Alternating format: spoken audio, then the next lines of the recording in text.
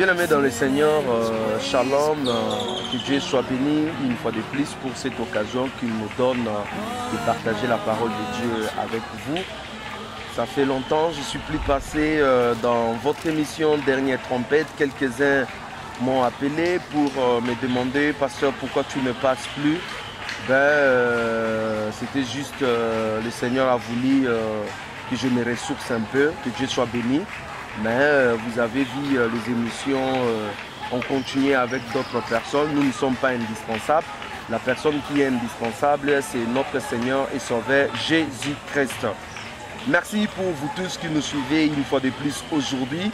Je profite de l'occasion pour saluer nos bien-aimés de Brazzaville, de Mbanzangungu, de Kassou, de Kasangulu, de Kinshasa, de Nsele Maluku, partout où cette émission va passer, entre autres dans Télé de Vie et également dans Direct de Vie sur YouTube. Donc je vous salue, je vous bénis au nom de Jésus. Merci pour votre amour pour la vérité, que le nom du Seigneur soit béni par rapport à cela. Dans cette émission d'aujourd'hui, nous allons nous entretenir avec vous sur le fruit. Donc, on va parler des fruits dignes de la repentance. Bien-aimés dans le Seigneur, il y a quelques temps, le Seigneur m'a parlé clairement que l'église de Kinshasa, l'église de la République démocratique du Congo a un problème. Et le problème, c'est qu'il ne présente pas au Seigneur le fruit digne de la repentance. C'est pour cela que j'ai décidé, par l'injonction de l'Esprit, de consacrer une série des émissions, je crois 3 ou 4 émissions à la suite, où je vais parler sur le fruit, les bonnes œuvres, la bonne conduite. Que le nom du Seigneur soit béni pour ça. Mais aujourd'hui, nous allons nous entretenir avec vous sur le fruit digne de la repentance. Évidemment, il y a un temps dans notre ville où nous avons rempli des stades par des croisades, des campagnes, des journées de louanges, ainsi de suite, c'est bien. Donc, mais ce que le Seigneur a besoin maintenant pour la ville de Kinshasa, pour la République démocratique du Congo, c'est que nous puissions produire des fruits dignes de la repentance. Manifester l'onction, c'est bon. Faire chasser des démons, c'est bon. Guérir les malades, c'est bon. Mais le fruit digne de la repentance, c'est ce que le Seigneur en a besoin. Je suis encore au début de l'enseignement, je n'ai pas encore commencé, mais j'aimerais vous expliquer une chose bien aimée. Vous savez que l'enlèvement, ça sera la moisson. Donc, l'enlèvement, le Seigneur va moissonner. Moissonner veut dire cueillir. Cueillir, on ne peut cueillir que ce qui est mûr, ce qui est mature. On ne peut cueillir que ce qui est juste. Donc, on ne peut cueillir que des fruits, des choses qui sont mûres, des choses qui sont bien travaillées. C'est alors qu'on peut cueillir. Donc, lorsque le Seigneur dit, pendant la moisson, on va cueillir nos fruits. Donc, on va cueillir nos fruits. Donc, c'est pour cela que c'est important en tant qu'enfant de Dieu de savoir que si on n'a pas de fruits, donc on n'a rien à donner à Dieu de cueillir pendant la moisson. Donc si nous n'avons pas de fruits avec nous dignes de la repentance, en réalité nous n'avons pas de fruits, nous n'avons pas de choses que nous allons donner à Dieu de cueillir pendant la moisson. Voilà pourquoi pendant l'enlèvement, beaucoup de gens vont rester tout simplement parce qu'ils n'ont pas avec eux des fruits dignes de la repentance. Des fruits dignes de la repentance. Kinshasa, République démocratique du Congo, écoutez. Il y a une grosse erreur, il y a un piège qui nous attend, qui est devant nous. C'est que nous croyons que la vie chrétienne, c'est une vie, je dirais, d'onction. Voilà, c'est une vie voilà, où on fait tomber les gens. C'est une vie où on roule carrosse. C'est une vie... On oublie beaucoup de choses. C'est que Dieu attend de nous. Oui, j'aimerais bien l'onction. J'aime l'onction. Jésus-Christ dit, l'Esprit du Seigneur est sur moi parce qu'il m'a oint pour annoncer. On ne peut pas annoncer la parole de Dieu sans l'onction. On ne peut pas annoncer Jésus sans pour autant qu'il y ait des signes et des prodiges, des miracles qui nous accompagnent. Donc là où il y a Jésus, là où on prêche Jésus, automatiquement les signes, le miracle, les prodiges vont se suivre. Jésus dit, si les démons sont chassés, si les lépreux sont purifiés, s'il y a des miracles au milieu de vous, c'est que le royaume des cieux est venu vers vous. Donc la présence du royaume des cieux implique aussi la puissance. C'est pour cela Paul pouvait dire, ma prédication ne se repose pas sur des discours persuasifs de ce monde, mais sur une démonstration de l'esprit. Cela veut dire la parole de Dieu, lorsqu'elle est proclamée, elle doit être accompagnée des signes, des miracles, des guérisons, des délivrances. Alléluia, amen. J'aimerais bien voir ces choses-là.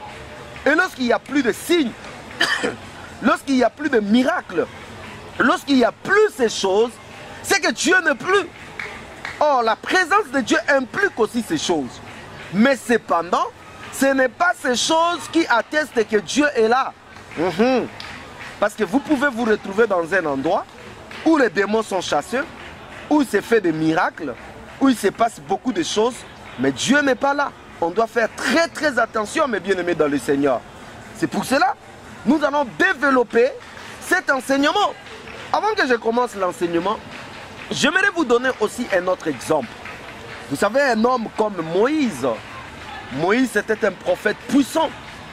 De tous ceux qui sont nés de la femme, c'est Moïse qui a vu Dieu avec l'œil physique. Il dit, Seigneur, si tu ne marches pas avec nous, moi, je ne marcherai pas. Nous n'allons pas nous déplacer d'ici. Et il dit au Seigneur, fais-moi voir ta gloire. J'aimerais tellement voir cette gloire.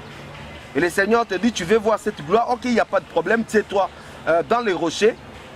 Et moi, je passerai devant toi, je te prendrai, je te mettrai dans le creux du rocher. Et là, je passerai devant toi. Mais tu ne pourras pas me voir ma face, car l'homme ne peut pas me voir et vivre. Je mettrai ma main sur toi. Et lorsque je passerai, j'enlèverai mes mains. Et tu pourras me voir par le dos. Moïse a vu Dieu. Frère, Moïse a vu Dieu avec l'œil physique. Il a vu le dos de Dieu. Pendant que Dieu est passé, Moïse proclamait le nom de l'Éternel. Éternel, puissant, compatissant, ceci, cela. Et Dieu a enlevé sa main. Moïse a vu le dos de Dieu. Quelle grâce. Quel prophète puissant qui a manifesté la main de Dieu avec des signes incroyables. Les 10 plaies, souvenez-vous de cela. Bien aimé, je vais parler encore d'un autre prophète comme Élie. Élie est un prophète puissant. Sous ma parole, il a déclaré autant d'années, 3 ans et demi, ni pluie ni rosée. Lui seul devant autant de prophètes de Baal. Et la Bible dit le feu est descendu parce que Élie a invoqué l'Éternel. Et si je parlais encore d'Élisée, lui qui a reçu la double portion d'Élie. Mais bien aimé, regardez seulement ce que Élie était. Et regardez maintenant ce que Élisée était, parce que Élisée a reçu la double portion d'Élie. Mais regardez un prophète comme Jean-Baptiste. Aucun miracle. Aucun lépreux guéri. Aucun signe. Aucun prodige. Bien, mais j'aimerais que vous puissiez raisonner bien sur ce que je suis en train de parler. Jean-Baptiste n'a guéri aucune personne. Jean-Baptiste n'a fait aucun miracle. Un homme bizarre. Il se trouvait là dans le désert. Jean-Baptiste était là, il mangeait, il se nourrissait de miel, de miel sauvage et de sauterelles. Il s'habillait à des habits de peau d'animaux. Mais un jour, alors que Jésus est en train de parler de Jean-Baptiste, il dit, de tous ceux qui sont nés de la femme, il n'y a pas paru un plus grand que Jean-Baptiste. Donc, Jean-Baptiste était plus grand que Moïse qui avait vu le dos de Dieu. Jean-Baptiste était plus grand que Élie qui avait fait descendre le feu du ciel. Jean-Baptiste était plus grand qu'Élisée, qui avait reçu la double portion. Mais cependant, Jean-Baptiste n'a pas guéri les gens. Cependant, Jean-Baptiste n'a pas fait un signe, un miracle. Cependant, Jean-Baptiste, c'était un homme physiquement ordinaire. Si on me dit, entre l'onction et le fruit, choisissez. Bien aimé, je choisirais le fruit. Jean-Baptiste n'avait pas le miracle, n'a pas fait le miracle, n'a pas fait des signes, n'a pas guéri le malade, n'a pas fait ceci, cela. Mais Jean-Baptiste avait le fruit. Et Jésus dit, de tous ceux qui sont nés de la femme, il n'y a pas Paris plus grand que Jean-Baptiste. Donc le problème, ce n'est pas faire le miracle. On peut faire le miracle et manquer le fruit, aller en enfer. On peut faire des prodiges et manquer des fruits, aller en enfer. On peut faire guérir les malades, des délivrances, ainsi de suite, et manquer de fruits. Parce que je vous ai dit au départ, Jésus, quand il vient chercher son église, il vient chercher le fruit. Il vient chercher ce qui est mûr, mature. Et c'est plus important. Mais aujourd'hui, nous donnons beaucoup plus d'importance au fruit, au miracle. Oh, là où il y a le miracle, bien aimé, on court. Là où il y a le miracle, tout le monde veut être là. Là où il y a le miracle, bien aimé, ça saute. Mais où sont les fruits dignes de la repentance? Il n'y en a pas. Et c'est la situation que nous avons aujourd'hui dans notre pays. J'aimerais lire avec vous dans Luc au chapitre 3, le verset 7-9. Si vous êtes à la maison, prenez avec moi Luc chapitre 3, le verset 7-9. Écoute ce que la Bible dit. Ça, c'est Jean-Baptiste. Il disait donc à ceux qui venaient en foule. Oh, il venait en foule, bien-aimé. Ne faut pas suivre la masse. Il venait en foule. Non, je vais revenir. Je lis d'abord. Il disait donc à ceux qui venaient en foule pour être baptisés par lui, race de vipères, qui vous a appris à fuir la colère à venir. Produisez donc des fruits dignes de la repentance. Et ne vous mettez pas à dire en vous-même, nous avons Abraham pour père, car je vous déclare que de ces pierres, Dieu peut susciter des enfants d'Abraham. Déjà même, la cognée est mise à la racine des arbres. Tout arbre donc qui ne produira pas de bons fruits sera coupé et jeté au feu. Incroyable, bien-aimé. La Bible dit, Jean-Baptiste disait à la foule qui venait à lui. Aujourd'hui, nous nous contentons de la foule. Aujourd'hui, nous nous contentons de dire, moi je fais le plein, moi ceci, cela. Aujourd'hui, nous nous contentons de voir des foules qui viennent le dimanche matin dans nos assemblées, dans nos bâtiments. Aujourd'hui, nous nous contentons de dire, oui, j'ai le plus grand nombre de l'église de Kinshasa, j'ai le plus grand nombre de personnes ici à Kinshasa, parce qu'il y a une foule. Bien aimé, ne voyez pas la foule, mais voyez la qualité de personnes qui découlent de cette foule. Oh, merci Seigneur. Vous pouvez avoir une foule, mais toute cette foule soit des races de vipères. Important. Donc ne voyez pas les nombres, mais voyez la qualité de la personne que nous dirigeons. Ne voyez pas les nombres, mais voyez la qualité de la personne qui en découle de cette foule. Si vous avez une foule des escrocs, des menteurs, des adultères, des divorcés, remariés, vous avez une foule de personnes qui vivent dans le péché, bien aimé, toute cette foule ira en enfer. Large est la porte qui vous amène à la destruction, à la perdition, et étroite est la porte qui amène au salut.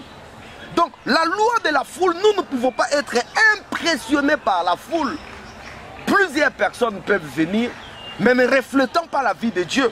Voilà pourquoi au-delà de la foule, voyons si Dieu est là. Au-delà de la foule, voyons si la foule présente le fruit digne de la repentance. Sinon, nous allons nous contenter. Notre église, nous sommes plus nombreux, mais on est vraiment une association de sorciers. Rien de Dieu. Je ne suis pas contre une foule. Oui, il faut que nous puissions annoncer la parole. Il faut qu'il y ait un grand nombre de personnes qui soient sauvées. Nous pouvons organiser des réunions publiques avec autant de personnes. C'est bien. Mais quelle est la qualité de ces gens? Alors Jean-Baptiste ne s'est pas laissé impressionner par la foule. Au contraire, il les a dit, race de vipères. Il a vu leur cœur. Leurs cœurs ont été dévoilés devant lui. Il a vu leur attitude. Il a vu leurs intentions. Il voit que ces gens, ils viennent se faire baptiser pour une formalité. Mais le cœur n'est pas à Dieu. Et là, il va dire, race de vipères, qui vous a appris à fuir la colère à venir. Produisez donc des fruits dignes de la repentance. Bien-aimés, il y a des fruits dignes de la repentance. Et c'est ce que Dieu attend de nous. Tu peux guérir le malade, c'est bon. Tu peux chanter pour Dieu, c'est bon. Tu peux donner tout ton temps pour Dieu, c'est bon. Tu peux donner tout ton argent pour Dieu, c'est bon. Tu peux faire tout ce que tu peux faire pour Dieu, c'est bon. Mais le plus important, c'est que Dieu veut à ce que nous puissions produire des fruits dignes de la repentance. Voilà pourquoi mon frère Jean-Baptiste ne s'est pas laissé impressionner par la foule, par la qualité des gens qui venaient, par des grandes personnes qui venaient, par des pharisiens, des scribes, par des autorités, des grands notaires de la ville qui venaient. Non. Il dit, vous venez, oui, le baptême vous en aurez, vous aurez, mais le problème, c'est que vous puissiez produire des fruits dignes de la repentance. C'est ce qui manque aujourd'hui à l'Église. L'Église aujourd'hui est incapable de produire des fruits dignes de la repentance, mais cependant, l'Église veut guérir les malades, l'Église veut délivrer, l'Église veut montrer des signes, des prodiges, mais où sont les fruits dignes de la repentance? Il n'y en a pas. Je vous ai dit au départ, bien-aimés dans le Seigneur, si nous guérissons les malades, si nous chassons les démons, si nous chantons, si nous sommes là assidus dans nos réunions de prière, si nous sommes là tout chaud, tout flamme pour le Seigneur, et que nous ne produisons pas de fruits dignes de la repentance, eh bien tout notre travail sera dans l'eau, sera plongé, jeté dans l'eau. Il n'y aura rien que nous pouvons obtenir de la part du Seigneur. Donc le plus important, rassurez-vous que lorsque le Seigneur est en train de travailler avec vous, rassurez-vous que lorsque le Seigneur manifeste sa gloire en vous, rassurez-vous que lorsque Dieu éclate sa gloire en vous, et que vous produisez aussi des fruits dignes de la repentance. Parce que s'il n'y a pas de fruits dignes de la repentance, mon bien-aimé, il y aura pratiquement rien dans notre vie. Alors, il dit une vérité. Ne vous mettez pas à vous dire à vous-même, nous sommes des enfants d'Abraham. Et c'est cette attitude qu'ont beaucoup de gens. Oh non frère, nous sommes des enfants de tel. Nous avons tel pour père spirituel. Mais cela ne change à rien par rapport à notre salut. Cela ne change à rien par rapport à ce que Dieu attend de nous. Beaucoup de gens disent, oh non frère, moi j'ai des dons, moi j'ai des talents, moi j'ai des grâces. Non, les gens auront toujours besoin de moi, même s'il n'y a pas de fruits dignes de la repentance. Mais mon don, ma grâce est là. Bien aimé, la Bible dit, Jean-Baptiste est en train de dire, c'est une erreur grave de s'appuyer sur la descendance, de s'appuyer sur les dons, de s'appuyer sur les grâces que nous manifestons. Ne vous mettez pas à dire que non, moi je suis descendant de tel, moi mon père dans la foi c'est tel. Non frère, c'est un piège qui va vous amener en enfer. Voilà pourquoi beaucoup de gens croient que la sainteté de son pasteur, la sainteté du prophète, la sainteté de telle X, Y personne qu'il fréquente, eh bien sa sainteté va automatiquement sera imputé en lui parce que lui, il marche avec lui. Eh bien, mais c'est une erreur grave. Ne vous mettez pas à dire que nous sommes des enfants de tel, nous sommes des enfants de telle communauté, nous ceci, cela, ça va vous amener en enfer. Ne vous y mettez pas à dire tout ça, bien-aimé. Vous allez passer à côté de votre appel pour rien. Jésus vous aime. Jésus a payé le prix pour vous à la croix.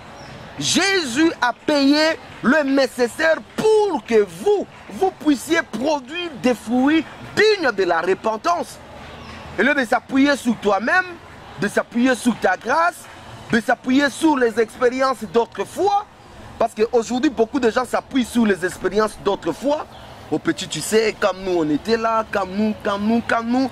La vie chrétienne, ce n'est pas une vie du passé. La vie chrétienne, c'est une vie du présent. Ce que je fais avec Dieu hier, c'est du passé. Qu'est-ce que je fais avec Dieu aujourd'hui? La Bible dit, qu'est-ce qui arrive lorsque un juste abandonne sa justice? Et laissez-moi te dire, lorsque un juste abandonne sa justice, ce qui arrive, c'est qu'il perd avec lui toute sa justice. Donc, ne nous mettons pas à dire que non, frère, moi, les expériences d'autrefois, nous on allait prêcher à Bandundu, nous on a fait ceci, nous on allait faire ceci. Oui, vous avez fait ceci hier, mais aujourd'hui, qu'est-ce que vous êtes devenu? Qu'est-ce que vous êtes en train de faire? Jésus veut à ce qu'aujourd'hui, vous puissiez produire des fruits dignes de la repentance. Je suis en train de parler de fruits dignes de la repentance pour ceux qui viennent de nous rejoindre. Bien-aimés, Jésus attend en nous des fruits. Des fruits. Eh bien, Jésus fait à ce que nous puissions produire des fruits dignes de la repentance. Alors, il ne faut pas que nous puissions nous appuyer que nous sommes des enfants d'Abraham, machin. Bien aimé, ça ne tient pas. Ce sont des théories, ce sont des pratiques qui consolent, qui tranquillisent nos esprits, mais en réalité qui n'ont rien à voir avec Dieu. Voilà pourquoi beaucoup de gens disent, moi je suis... même s'il vit dans le péché, il dit, mais moi je suis de tel, moi je suis de tel. Mais être de tel et de tel, ça ne changera pas la situation du péché. Il continue au verset 9, il dit, déjà même la cognée est mise à la racine des arbres. Et il continue, tout arbre donc qui ne produit pas de bons fruits sera coupé et jeté au feu. Bien aimé, j'aimerais que nous puissions comprendre bien cette phrase. La Bible dit, tout arbre donc qui ne produit pas de bons fruits sera coupé et jeté au feu. Par là, nous devons comprendre, bien aimé, que chaque enfant de Dieu est comme un arbre. Il doit produire avec lui des fruits. Donc, ici, on ne parle pas tout arbre qui ne produira pas de fruits. Non. Ce n'est pas ce qui est dit ici.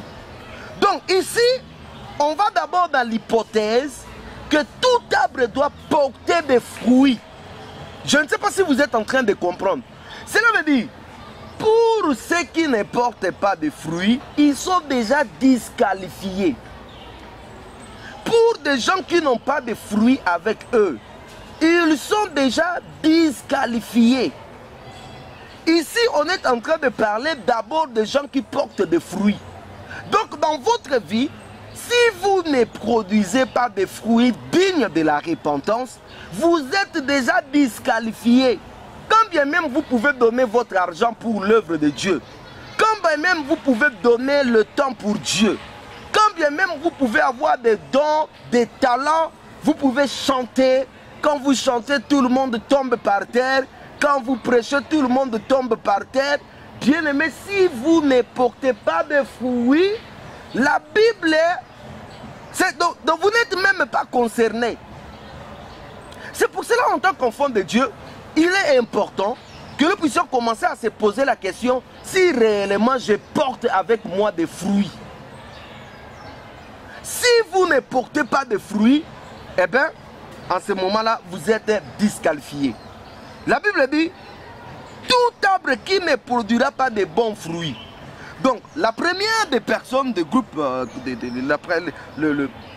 premier groupe de gens, c'est les gens qui ne portent pas de fruits. Ils ne sont pas concernés.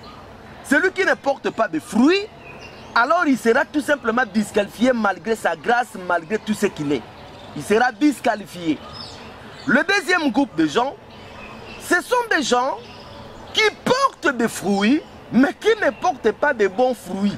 La Bible dit, qui ne produit pas de bons fruits sera coupé et jeté au feu. C'est-à-dire, je vous ai dit, lorsque vous avez un arbre, lorsque vous avez un jardin et que vous voulez aller cueillir des fruits, vous n'allez pas cueillir n'importe quel fruit. Vous n'allez pas cueillir des fruits qui ne sont pas matures. Vous n'allez pas cueillir des fruits qui sont encore au début. Vous n'allez pas cueillir des fruits qui sont déjà abîmés. Vous n'allez pas cueillir des fruits qui présentent des malformations, des déformations. Non. Toute personne qui a un arbre, toute personne qui a un jardin, lorsqu'il va cueillir, il s'attend à cueillir des fruits matures. Des fruits vraiment où vous cueillez et puis vous êtes dans le plaisir, dans la joie de manger, de consommer. C'est exactement ce qui arrive dans ces versets. La Bible dit, si vous ne produisez pas de bons fruits, vous avez quand même produit des fruits. Mais si ces fruits ne sont pas bons, vous serez coupés et jetés au feu. Donc, par là, vous comprenez l'importance, bien aimé, de produire des fruits et de produire des bons fruits. Parce que si nous ne produisons pas de bons fruits, bien aimé dans le Seigneur, nous serons jetés, nous serons coupés et jetés au feu. Alors, nous allons continuer à parler par rapport aux fruits. Je vais vous proposer un autre chapitre, un autre verset, passage qui parle également des fruits. C'est dans Matthieu au chapitre 7, le verset 15 à 23. Matthieu chapitre 7, nous allons commencer la lecture au verset 15 jusqu'au verset 23. Écoutez ce que la Bible dit. Gardez-vous des faux prophètes. Oh my God. Ils viennent en vous en vêtements de brebis, mais au-dedans, ce sont des loups ravisseurs. Vous les reconnaîtrez à leurs fruits. Cueille-t-on des raisins sur les épines ou des figues sur des chardons? Tout bon arbre porte de bons fruits, mais les mauvais arbres portent les mauvais fruits. Un bon arbre ne peut porter de mauvais fruits, ni un mauvais arbre porter de bons fruits. Tout arbre qui ne porte pas de bons fruits est coupé et jeté au feu. C'est donc à leurs fruits que vous les reconnaîtrez. Ceux qui me disent « Seigneur, Seigneur » n'entreront pas tous dans le royaume des cieux, mais celui-là, celle qui fait la volonté de mon Père qui est dans les cieux. Plusieurs me diront en ces jours-là, « Seigneur, Seigneur, n'avons-nous pas prophétisé en ton nom? N'avons-nous pas chassé des démons en ton nom? Et n'avons-nous pas fait beaucoup de miracles par ton nom? » Alors je leur dirai ouvertement, « Je ne vous ai jamais connu, retirez-vous de moi, vous qui commettez l'iniquité. » Bien-aimés, nous sommes dans un passage très grave. Un passage qui nous aide à comprendre qui est qui. Un passage qui nous aide à comprendre qu'est-ce que le Seigneur attend de nous.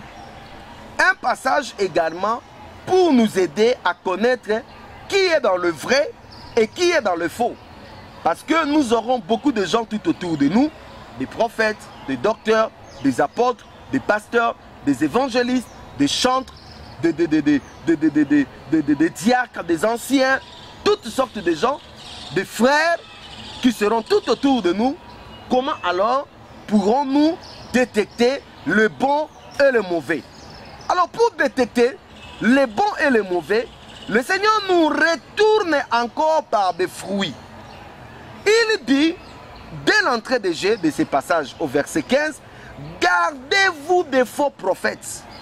Ils viennent à vous en vêtements de brebis, mais au-dedans, ce sont des loups ravisseurs. Voyez la stratégie? Tous ces mandona, tous ces tanfoumous, tous ces charlatans qui lisaient les gens le main, tous ces gens qui étaient des nganga. Bon, parce qu'aujourd'hui, les gens commencent beaucoup plus à faire confiance en Dieu. Ils ont vu que leur ligablo, leur entreprise était en train de faire faillite. Eh bien, ils ont tourné la tête et ils se sont dit, qu'est-ce que nous allons faire pour continuer à manipuler les gens et à gagner notre argent? Alors là, ils ont eu l'idée, lançons-nous dans des choses de Dieu.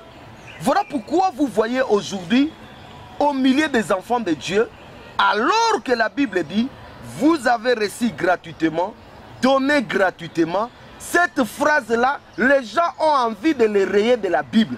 Donc, si les gens avaient la possibilité de rayer des choses dans la Bible, de gommer des choses, eh bien, nos prophètes d'aujourd'hui, nos docteurs d'aujourd'hui, nos apôtres d'aujourd'hui, à cause de la cupidité, le koso et ambongo, ils allaient gommer cette phrase de la Bible pour dire, vous avez reçu de Dieu gratuitement, mais donné avec une enveloppe consistante. Et malgré que nous sommes en train de parler, les gens, ils font les sourds d'oreille. On continue à vous vendre de l'eau. Bien aimé, on continue à vous vendre de l'eau. Alors que la Bible dit, vous avez reçu gratuitement, donnez aussi gratuitement. Des faux prophètes, des faux docteurs, des faux apôtres, des faux pasteurs, ils ne peuvent pas donner des choses de Dieu gratuitement. Non, parce qu'eux, ils sont là pour faire du business, et ils sont là pour faire de l'argent. Comment ils peuvent donner gratuitement? Ils prétendent qu'ils ont reçu gratuitement. Et comme quelqu'un disait, frère, même quand vous dites que vous avez reçu gratuitement, vous ne comprenez pas. L'onction, on ne les reçoit pas gratuitement. Nous gênons, nous prions, nous passons des temps et des temps de gémissement. Nous passons des temps, ceci, c'est là comment tu peux dire que nous les recevons gratuitement. Voleur! Vous avez reçu l'onction de Dieu gratuitement. Ce n'est pas parce que tu as gêné que Dieu t'a donné l'onction. Ce n'est pas parce que tu as prié, tu as gêné, tu as prié, je ne sais pas moi, une semaine que Dieu t'a donné l'onction. L'onction de Dieu est sur toi parce que Dieu t'a oint. Nous avons reçu une seule onction de lui. Vous ne pouvez pas dire que c'est parce que vous avez gêné que vous avez l'onction. Non. Non, frère. Tout ça, c'est pour échapper à ces vexés qui dit, vous avez reçu gratuitement, donnez aussi gratuitement. On vous vend de l'eau. Vous voyez, on vous vend de l'eau, on vous vend de l'huile. Eh bien non, frère, tu vois cette huile, on vous vend des habits, que ces habits vont chasser des démons, c'est du vol. On vous vend de la nourriture, que cette nourriture, si tu as, mon ami, c'est seulement ici à Kinshasa que je peux voir de telles choses. C'est de l'arnaque. Chrétiens, ouvrons nos yeux, lisons la parole de Dieu. Beaucoup de gens, la Bible dit, ils se déguisent. De l'extérieur, vous le voyez, un homme de Dieu. Mais à l'intérieur, la Bible dit, ce sont des loups ravissants. Mais s'ils viennent avec leur attitude, leur nature de loup, vous allez fuir. C'est pour cela qu'ils vont essayer de se revêtir des habits des agneaux. Méfiez-vous des miracles. Méfiez-vous. Je ne dis pas que tout miracle c'est diabolique. Hein. Non, non, non, non, frère. Attention. Il y a des miracles authentiques, même dans cette ville de Kinshasa. Il y a des délivrances authentiques. Mais la plupart de ce que nous voyons, bien aimés, n'ont rien à voir avec Dieu. Pourquoi? Parce que derrière ça, il y a d'autres choses. Je vais vous aider. Comment vous saurez que le miracle ou la délivrance qui s'opère n'est pas de Dieu? C'est lorsque après la délivrance ou bien lorsque après le miracle, l'homme de Dieu te réclame quelque chose. À ce moment-là, cela ne vient pas de Dieu, cela vient du diable. Ou bien soit, après le miracle ou la délivrance, c'est l'homme de Dieu qui commence à recevoir la gloire, c'est l'homme de Dieu qui commence à recevoir l'honneur. Le miracle et le signe devient comme un sujet d'adoration. À ce moment-là, cela ne vient pas de Dieu. Alors la Bible dit, gardez-vous des faux prophètes. Pourquoi? Parce qu'ils viennent en vous. Ah, un faux prophète, lorsqu'il vient en vous, il ne va pas venir comme un faux prophète. Il va venir avec la Bible. Il va venir, oh vous savez, Dieu m'a dit, oh alléluia, oh je vois, on voit toujours, on voit tout sauf le péché. On voit l'élévation, on voit le mariage, on voit le voyage, on voit tout, on voit. On voit les enfants, on voit un mariage heureux, on voit tout, mais on n'a jamais vu le péché. On n'a jamais vu le péché. On ne voit pas le péché. Donc pour l'importance pour la personne, c'est faire quoi? C'est de dire non, l'élévation et puis on donne de l'argent. C'est du vol, c'est de l'arnaque. On doit beaucoup plus voir le péché. Parce que le péché va amener en enfer. Alors la Bible dit, comment vous reconnaîtrez des bons enfants de Dieu? Pas seulement des bons pasteurs, pas seulement des bons prophètes, pas seulement des bons docteurs, pas seulement ceci, cela. Comment vous reconnaîtrez des bons enfants de Dieu? Comment vous reconnaîtrez des bons serviteurs de Dieu? Comment vous reconnaîtrez des bons pasteurs, des bons chantres? Comment vous les reconnaîtrez? Ce n'est pas parce qu'il a chanté, les gens sont... Non, quand il chantait, j'avais des chairs de poule. Ce n'est pas ça. Ce n'est pas ça, frère. Hein? Même Michael Jackson, quand il chante, les gens ont des chairs de poule. Les gens avaient des chairs de poule. Michael Jackson, quand il chantait, les gens aussi tombaient. C'est cop. On prenait des gens, on les ramenait, je ne sais pas moi comment. Donc ce n'est pas parce que quelqu'un chante, vous avez des chairs de poule. Même des musiciens profanes, quand ils chantent, on a reçu beaucoup de témoignages. Non, quand elle chante, j'ai des chairs de poule. Moi, quand elle chante, j'ai envie, je pleure même. Donc tu vois, quand tu chantes, les gens pleurent, les païens aussi les font. Quand tu chantes, les gens, ils ont des chairs de poule. Et bien les gens aussi, les païens aussi, ils ont des chairs de poule. Quand ils chantent, les gens tombent. Le païen aussi, il chante, les gens tombent. Mais ce n'est pas ça le plus important. Donc on ne reconnaîtra pas un bon chanteur parce qu'il a chanté, les gens sont tombés, les gens ont pleuré. Non! Non, il a une belle voix. Quand il chante, j'ai l'impression que c'est l'ange Gabriel qui chante. Mon ami, ce n'est pas la voix, la belle voix. On ne reconnaîtra pas un bon chanteur par la belle voix. Par le fruit. Qu'est-ce qu'il présente? Sa façon de s'habiller. Qu'est-ce qui est là? C'est le monde ou c'est Dieu? Sa façon de parler. C'est le monde ou c'est Dieu? Sa façon de vivre de chaque jour. C'est le monde ou c'est Dieu? Il se bagarre avec ses musiciens pour l'argent. Eh bien, après le concert, c'est quoi? Ce sont des insultes. Qu'est-ce qui découle après? Le fruit que nous dégageons. Des mauvais fruits, il n'y a pas de fruits, ou nous avons de bons fruits. C'est ça la manière dont nous devons faire des choses. Et pour des prédicateurs, oh non, ces pasteurs, oh, ils donnent des prophéties terriblement. Mais oui, donner des prophéties, c'est bon. Mais on ne reconnaît pas un bon serviteur de Dieu par des prophéties. Oh oui, vous savez, lui, quand il dit quelque chose, la chose arrive. Merci bien. J'aimerais bien te dire des choses et que des choses arrivent. Mais où sont des fruits? Comment on peut être à la fois un grand prophète? Comment on peut être à la fois un grand pasteur? Comment on peut être à la fois quelqu'un, un serviteur de Dieu? J'aimerais expliquer, j'aimerais utiliser le mot qui est beaucoup employé. Comment on peut être un homme de Dieu et ne pas avoir le fruit de l'esprit? C'est incroyable. Comment on peut faire tomber les gens? Comment on peut faire guérir les gens? Comment on peut faire des miracles, des signes de délivrance, mais être incapable de produire des fruits? Voilà pourquoi je dis, frère, Kinshasa aujourd'hui n'a pas besoin qu'on fasse tomber des pasteurs ça roule par terre. Non, Kinshasa a besoin aujourd'hui que des pasteurs produisent des fruits dignes de la repentance parce que les gens sont fatigués de nous, des pasteurs. Aujourd'hui, quand on voit un pasteur, hier c'était la sécurité, mais aujourd'hui on te dit, bon pasteur, mais le pasteur c'est un homme. Où est la crédibilité? La confiance, il n'y en a plus. Des pasteurs escroquent, des pasteurs volent, des pasteurs prennent des femmes d'autrui. Où sont des fruits dignes de la repentance?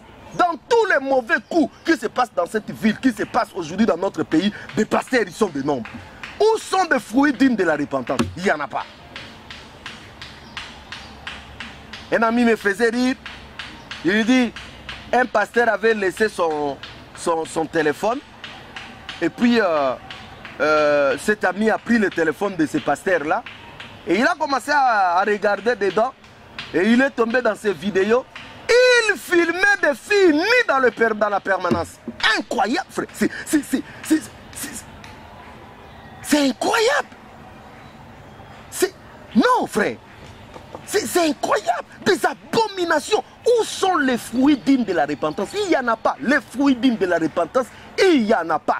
Kinshasa aujourd'hui a besoin des fruits dignes de la repentance. Des chrétiens qui dégagent des fruits dignes de la repentance. Mais il ne suffit pas seulement de dire que non, moi chaque dimanche je vais dans telle prière, moi chaque dimanche je prie ceci. Produisez donc des fruits dignes de la repentance. Jésus attend vos fruits. Les gens sont fatigués. Des gens qui vont toujours le dimanche dans des prières, mais qui se chamaillent, qui volent, qui vont avec des maris d'autrui. L'impudicité, la débauche, n'en parlons pas.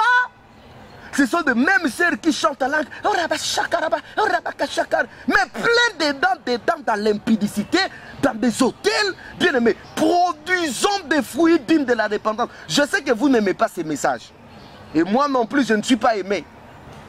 Parce que je ne viens pas vous dire que non, frère, je ne vois le voyage de personne. Je ne vois le travail de personne. Je vois des chrétiens qui produisent des fruits dignes de la repentance. Qu'on arrête un peu avec, à tout bout de champ de prophétie, je vois ton voyage, je vois ceci, on voit. Non, dites aux gens, produisez des fruits dignes de la repentance. On est fatigué de frères qui ne reflètent pas la gloire de Dieu. En Antioche, pour la première fois, on va appeler les disciples chrétiens. Pourquoi on les a appelés des chrétiens? Parce qu'ils dégageaient des fruits dignes de la repentance. Ils avaient la vie de Jésus-Christ en eux. Voilà pourquoi ces gens ont été appelés des chrétiens. Être chrétien, ce n'est pas un titre. Être chrétien, ce n'est pas un synogat. Être chrétien, ce n'est pas, je ne sais pas moi, un titre honorifique. Voilà, on est sorcier chrétien, on est voleur chrétien, on est escroc chrétien, on est impudique chrétien. Non! Être chrétien, c'est une mode de vie. Être chrétien, c'est une vie. Être chrétien, c'est une vie. Au-delà d'une mode de vie, être chrétien, c'est une vie. C'est-à-dire la vie qui dégage le fruit digne de la repentance. Alors, le Seigneur dit ici, tout bon arbre ne peut porter que de bons fruits. Et tout mauvais arbre ne peut porter que de mauvais fruits. Jamais vous allez voir un bon arbre porter de mauvais fruits. Il dit non, ça ne se fait pas. Et non plus vous n'allez pas voir un mauvais arbre mais qui porte cependant de bons fruits. Non. Donc si vous voyez quelqu'un avec de mauvais fruits, cela veut dire que c'est un mauvais arbre. Et si vous voyez quelqu'un avec de bons fruits, alors c'est un bon arbre. Vice versa, ça ne peut pas se faire. C'est pour cela, bien aimé, nous allons les reconnaître par de fruits. Parce que tout arbre qui ne porte pas de bons fruits, la Bible dit encore, il sera coupé et jeté au feu. Ça, c'est la vérité. Alors la Bible dit, c'est donc à leurs fruits qu'on les reconnaîtra. Ce n'est pas par blablabla. Ce n'est pas en découlant, en déroulant tous les versets de la Bible qu'on reconnaît que c'est un bon arbre. C'est un bon serviteur de Dieu. C'est un bon homme de Dieu. Non. Ce n'est pas par des miracles. Ce n'est pas par des signes. Oui, le miracle et les signes, nous les vivrons chaque jour parce que la main du Seigneur n'est pas courte. Dieu n'a pas changé. Jésus est le même hier, aujourd'hui, éternellement. Il continue à le faire. Mais ce n'est pas par le miracle qu'on reconnaît que cet homme, c'est un homme de Dieu. On reconnaît que cet homme, c'est un homme de Dieu. Cet enfant, c'est un enfant de Dieu. Ce chantre, c'est un chantre de Dieu par le fruit. Un chantre qui fréquente encore des hôtels, un chantre qui fréquente encore des boîtes de nuit, un chantre qui fréquente encore, mon ami, il faut laisser à côté. Un chantre qui prend encore du chanvre, ceci, cela, mon ami, il faut oublier. Il ne faut même pas écouter ces chansons. La Bible dit, ceux qui me disent Seigneur, Seigneur, n'entreront pas tous dans le royaume. Ah ben oui, ici nous sommes dans la confusion. Hein. Ouvrez un peu nos télés. Hein. Essayez de zapper Seigneur à gauche, Seigneur à droite. Ministère tel, ministère tel, ministère tel. Oh, venez chez moi, venez chez nous. Eh bien, chez nous, c'est ça. Eh bien, chez nous, c'est comme ça. Et venez... Il y en a partout. Hein. Mais la fin, la Bible dit quoi? Tous ceux qui me disent Seigneur, Seigneur, n'entreront pas dans le royaume des cieux. Donc il y a des églises qui ne verront pas la gloire de Dieu. Il y a des églises qui sont des synagogues de Satan. Il y a des églises qui sont, comment on dit, des salles d'attente où les gens sont assis pour aller en enfer. Il y a des églises qui n'ont rien à voir avec Dieu. Rien, absolument rien. C'est pour cela qu'on doit faire très attention. La Bible dit, plusieurs me diront, Seigneur, Seigneur, Seigneur, Seigneur, n'avons-nous pas chassé des démons en ton nom? N'avons-nous pas prophétisé en ton nom? N'avons-nous pas fait ceci, cela en ton nom? Pas au nom d'une autre personne. Ils ont fait ça au nom de Jésus. Ah, bien-aimé dans le Seigneur. Mais le Seigneur dira, je vous ai jamais connu. Ce jour-là, ça sera un jour de tristesse. Je vous ai jamais connu. Oui, le Seigneur dira à plusieurs, je vous ai jamais connu. Jamais. Jamais veut dire, avant, vous n'étiez jamais connu de moi. Maintenant, vous n'êtes pas connu de moi. Et après, vous ne serez jamais connu de moi. Donc, toutes les grimaces qu'on était en train de faire, moi, je n'étais pas là. Cependant, on a chassé des démons. Cependant, on a guéri les malades. Cependant, on a prophétisé. Ce qu'on avait prophétisé, ça a eu même des accomplissements. Mais Jésus dit, je ne vous ai jamais connu. Tout simplement parce qu'on n'a pas porté de bons fruits. Parce que la parole de Dieu qui était tombée dans notre cœur n'a pas eu de répercussions. Parce que la parole de Dieu qui était tombée en nous, finalement, n'a rien produit. En fait, les fruits, c'est quoi? Les fruits, c'est la manifestation du travail de Dieu, du travail de la parole de Dieu dans nos cœurs, qui finalement commence à produire en nous la divine nature de Dieu en nous. Oh my God, merci Seigneur. Non, je ne sais pas si tu as compris, je reprends. Je dis les fruits, c'est le travail que les résultats de la parole de Dieu qui a été sémée en nous. Donc cette parole qui est sémée en nous, cette parole qui est en train de travailler en nous, va produire quelque chose, va produire des effets, va produire les caractères de Dieu, va produire la divine nature de Dieu, va produire la vie de Christ en nous. Et cette vie qui est produite en nous, c'est ça ce que nous appelons le fruit. Donc une personne qui n'a pas de fruit de Dieu en lui, cela veut dire la parole de Dieu n'a rien produit en lui. Donc si vous n'avez pas de fruits avec vous, c'est que la parole de Dieu n'a pas travaillé votre cœur, la parole de Dieu n'a pas travaillé votre vie, c'est que Dieu donc, la parole de Dieu n'a rien produit. Parce que le fruit, c'est le résultat du travail de la parole de Dieu en nous. Merci Seigneur. Donc je disais, le fruit, c'est le résultat du travail de Dieu en nous. Le fruit, c'est le résultat du travail de l'Esprit en nous.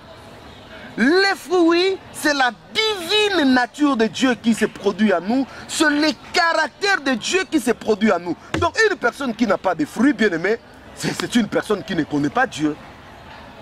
Alors une personne qui dégage des fruits mais de mauvais fruits, cela veut dire que la parole de Dieu n'a pas fait un bon travail à lui. C'est-à-dire qu'il n'a pas laissé le Seigneur travailler son cœur.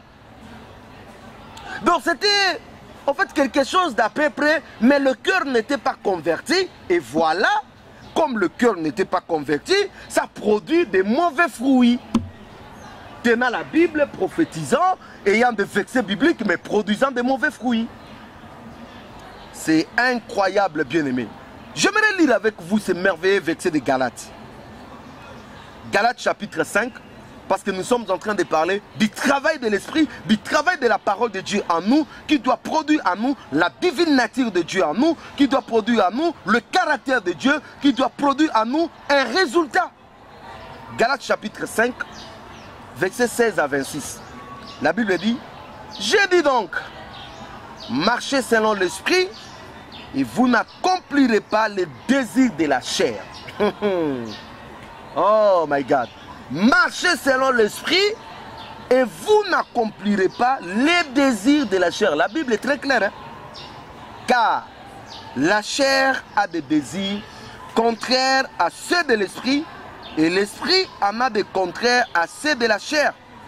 Ils sont opposés entre eux afin que vous ne fassiez point ce que vous voudriez. Donc, soit vous accomplissez le désir de la chair, vous êtes conduit par la chair, soit vous accomplissez les désirs de l'esprit, alors vous êtes conduit par l'esprit. Or, si vous marchez selon l'esprit, vous ne pouvez que produire les désirs de l'esprit. Et également, si vous marchez selon la chair, vous ne pouvez produire que ce qui est de la chair. Donc, les choses sont claires à ce niveau. Vous ne pouvez pas marcher selon les désirs de la chair et vous attendre à ce que vous produisez des choses de l'esprit. Ça ne peut pas se faire. Vous marchez selon la chair, vous sémez la chair, et bien aimé, vous récolterez aussi la chair. La Bible dit, oh, les œuvres de la chair sont manifestes. Oh, les œuvres de la chair sont manifestes. C'est-à-dire, les fruits de la chair sont manifestes. La chair a ses fruits. Quand vous sémez la chair, comment vous serez que vous êtes en train de marcher? Vous êtes en train de marcher par rapport à la chair. C'est lorsque vous allez commencer à produire ces fruits de la chair. Eh bien, les fruits de la chair, c'est quoi? C'est l'impudicité. Une personne qui vit dans l'impudicité, bien aimé, il porte avec lui des fruits de la chair, des fruits de l'enfer, des fruits du feu, l'impureté, la dissolution, l'idolâtrie, la magie. À la magie, je vais ajouter la sorcellerie. Parce qu'aujourd'hui, il y a plein de sorciers dans nos églises, c'est incroyable. Donc la sorcellerie, la magie, ce sont des œuvres de la chair. Et à côté de la chair, à côté de la magie, de la sorcellerie, vous avez aussi l'occultisme. Avec tous ces panoplies de sociétés secrètes que nous avons, bien aimés, les occultistes iront en enfer. Parce qu'ils produisent avec eux des fruits qui sont contre nature, contre Dieu. La sorcellerie, la magie, l'occultisme, toutes sortes d'occultisme déguisés, tout ça, c'est l'enfer. Et aujourd'hui, toutes ces sociétés secrètes, ils font un recrutement en train de recruter des jeunes gens qui sont qui tombent dans l'envie de Mercedes, qui tombent dans l'envie de Jeep, ceci, cela, et qui sont recrutés dans l'occultisme. Bien aimé, si on ne se répand pas, on ira tout droit en enfer. La Bible dit, la magie, à côté de la magie, les inimitiés, le querelle, les jalousies, les animosités, le dispute, la division, les sectes, l'envie, l'ivrognerie, l'ivrognerie, les excès de table et les choses semblables. Je vous dis d'avance, comme je l'ai déjà dit, ceux qui commettent de telles choses n'hériteront point le royaume de Dieu. Voilà. Ceux qui pratiquent, pratiquer veut dire vivre cela.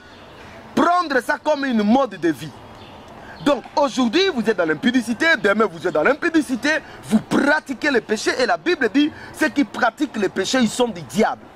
Et la Bible nous dit ici, Paul qui dit, je vous dis d'avance que ceux qui commettent de telles choses n'hériteront point le royaume des cieux. Donc ceux qui commettent ce que je viens de citer ici, la magie, l'occultisme, le divorce, les remariages comme on veut, là n'en parlons même pas à l'église aujourd'hui. C'est pour cela que l'église aujourd'hui a besoin de produits de fruits. Frère, nous sommes fatigués de la connaissance. Les gens, non, je suis rempli de la connaissance. Oui, c'est bien d'être rempli de la connaissance de Jésus. Nous sommes remplis de réma, de logos aujourd'hui, c'est bon. Nous sommes remplis de toute cette connaissance. Nous prenons la parole de Dieu, de Genèse jusqu'à l'Apocalypse. Nous déroulons des versets, c'est bien, mais où sont les fruits? Les gens ont besoin de vivre le fruit. Où sont les fruits? Les fruits, il n'y en a pas. Je préfère une personne qui connaît un verset, produisant le fruit digne de la repentance, il ira au ciel. Mais une personne qui connaît toute la Bible, qui en déroule, qui va en hébreu, qui va en grec, qui va ceci, cela, mais il n'y a pas de fruit digne de la repentance. On est dans la sorcellerie, dans la magie, dans l'occultisme, on est dans des gris-gris, on est dans les divorces, dans le remariage, on est dans des querelles, dans des disputes, dans l'escroquerie, on est dans les vols, on est dans tout ça, frère. La finalité, c'est l'enfer. Nous avons besoin aujourd'hui à Kinshasa de produire des fruits dignes de la repentance. Église de Kinshasa, église de la RDC, le Seigneur attend vos fruits. Les fruits vont déterminer la parole qui est dans votre cœur. Si réellement vous avez reçu la parole de Dieu, le temps est arrivé où vous devez produire les fruits dignes de la repentance. Si vous dites que non, il n'y a pas de fruits dignes de la repentance et que vous vous appuyez aux miracles, aux signes, aux délivrances, alors nous irons en enfer. Mais moi je ne vais pas aller en enfer, je vais aller au ciel. Je préfère produire les fruits dignes de la repentance. Des païens qui sont tout autour de nous. Ils sont fatigués de nos blabla. Ils sont fatigués de nos prédications. Ils sont fatigués de nos belles paroles. Ils sont fatigués de nous voir le long de la journée prêcher, mais en train de faire toutes sortes de scandales. Les païens ont besoin de voir des fruits dignes de la repentance. Mais le fruit de l'esprit, verset 22, c'est l'amour. Alléluia. C'est l'amour. C'est lui qui a Jésus, il produit avec lui l'amour, la joie, la paix, la patience, la bonté, la bénignité, la fidélité, fidélité à sa femme, fidélité aux autres. Voilà la fidélité dans le Seigneur, fidélité à la parole de Dieu, fidélité aux engagements avec Dieu, la fidélité, la douceur, la tempérance. La loi n'est pas contre ces choses. Ceux qui sont en Jésus-Christ ont crucifié la chair avec ses passions et ses désirs. Si nous vivons par l'esprit, marchons aussi selon l'esprit. Ne cherchons pas ne cherchez pas une vaine gloire en nous provoquant les uns les autres, en nous portant en vue les uns les autres. Voilà le fruit que le Seigneur attend de nous, c'est la fidélité, la sainteté, la crainte de Dieu, la soif de sa parole, la haine du péché. Voilà ce que Dieu attend de nous. La sainteté, la Bible dit, recherchez la paix et la sanctification, sans laquelle personne ne verra le Seigneur. Dieu attend de nous la sainteté, église de Kinshasa. Dieu veut que nous soyons saints. Dieu attend de nous la sainteté, église de Kinshasa. Dieu a besoin de ta sainteté. Produisez des fruits dignes de la repentance. C'est dans des fruits qu'on reconnaît un bon homme de Dieu. Ce n'est pas en vendant de l'eau. Ce n'est pas en vendant de l'huile. Ce n'est pas en faisant des concerts payants. Je n'ai pas vu de concerts payants dans la Bible. Venez, concert payant, 20 $, 100 $. C'est de l'arnaque, de l'escroquerie. La Bible dit, vous avez reçu gratuitement, donnez gratuitement. Vous allez me poser la question, mais pasteur, comment on va organiser ces concerts? Dites aux frères. Passez à la télé, dites, nous avons besoin de faire tel concert. Tous les enfants de Dieu qui sont concernés, venez participer, ainsi de suite. Manifester les besoins et que les gens donnent. Mais vous ne pouvez pas dire à quelqu'un, vous n'allez pas adorer le Seigneur parce que si tu ne me donnes pas 100 $, c'est de l'arnaque, c'est de l'escroquerie. Vous avez reçu gratuitement, donné aussi gratuitement, c'est ce que la Bible nous dit. Consultation prophétique avec enveloppe, avec ceci, cela, c'est du vol. Après une prophétie, tu dois s'aimer avec une enveloppe bien secouée. C'est du vol. Église de Kinshasa, église du Congo, sortons du business spirituel. Dieu n'est pas pour ça. Toujours l'argent, l'argent. Vous allez dans des églises, l'argent, l'argent. Bien aimé, quand est-ce que vous allez produire des fruits dignes de la repentance? Quand est-ce que vous allez enseigner aux gens la repentance, le retour glorieux de Jésus? Quand est-ce qu'on va enseigner aux gens Yoshua Mashiach vient? On n'enseigne pas tout ça. Tout ça, c'est du vol. Je vais commencer à dénoncer bien à la télé. Déjà, le Seigneur m'a dit, hein, dans 6 mois, il va exposer les gens, il va frapper les gens. Je vous ai dit la fois dernière, je suis passé à la RTNC. Le Seigneur m'a dit de vous dire, je vous ai dit ça. Le Seigneur va continuer à exposer les gens. Le Seigneur va continuer, va commencer à frapper. Dans 6 mois, frère, jusque dans 6 mois, vous allez voir des choses. Beaucoup de gens seront exposés, beaucoup de gens seront frappés. Parce que nous ne produisons pas de fruits dignes de la repentance. Nous prenons le nom du Seigneur pour nos business, pour nos affaires, pour construire nos maisons, pour acheter nos voitures, pour envoyer nos femmes ça et là en voyage, ainsi de suite. Mais le fruit de la repentance, il n'y en a pas. Jésus commence à chercher maintenant le fruit digne de la repentance à Kinshasa. Si vous n'avez pas le fruit digne de la repentance, vous serez mis en scandale. Au nom de Jésus, je prophétise ça. Peut-être que vous avez souvent l'habitude de dire prophétiser de bonnes choses, mais je prophétise ça au nom de Yoshua Mashiach. Le fruit digne de la repentance. C'est que Dieu attend de vous C'est le fruit digne de la repentance. Comment ça produit des fruits dignes de la repentance? La sainteté. Comment ça produit des fruits dignes de la repentance? La haine du péché. Comment ça produit des fruits dignes de la repentance? La sanctification. La justice. Comment ça produit des fruits dignes de la repentance? La crainte de Dieu. La haine du péché. C'est ce que Dieu attend de vous. Que le nom du Seigneur soit béni pour cette première émission sur le fruit digne de la repentance. J'espère que le Seigneur va nous donner à tous la force afin que nous puissions produire des fruits dignes de la repentance. La fois prochaine, nous allons revenir et nous allons parler sur les bonnes œuvres des saints. Les œuvres justes des saints. Donc nous allons parler ça la fois passée. Que le nom du Seigneur soit béni, vous tous qui avez suivi cette émission. Merci pour vos SMS, merci pour vos messages, merci pour vos prières, merci pour vos encouragements et aussi merci pour votre soutien pour que cette émission continue à passer à la télé de vie, à la RTNCD, à YouTube, Direct de vie. Que le nom du Seigneur soit béni. Merci pour vous tous qui priez pour nous. Continuez à prier pour nous pour que nous puissions annoncer la parole de Dieu dans toute la vérité sans pour autant s'écarter dans la corruption de ce monde. Que le nom du Seigneur soit béni. Que Dieu vous bénisse là où vous êtes et que Dieu vous donne la force nécessaire pour que vous puissiez tenir bon et produire des fruits dignes de la repentance. Soyez bénis au nom de Yeshua Mashiach, notre Seigneur et Sauveur. Amen.